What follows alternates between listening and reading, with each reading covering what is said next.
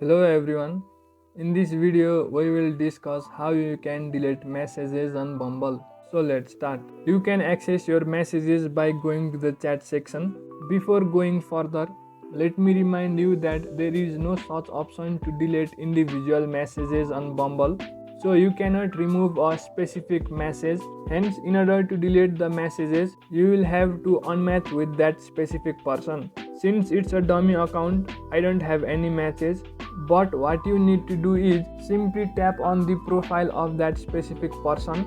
As you open the chat box, tap on the three dots on the top side of your screen, then go to unmatch. You can select the reason regarding why you unmatched with that person, or simply decide not to give any such reasons. After unmatching with that person, the messages that you exchanged with each other will be automatically deleted. This is the only way to remove messages on the dating app since there is no other indicated options. So in this way you can delete messages in the Bumble dating app. That's it for the video. Make sure to leave a like if you found this helpful and don't forget to subscribe to the channel.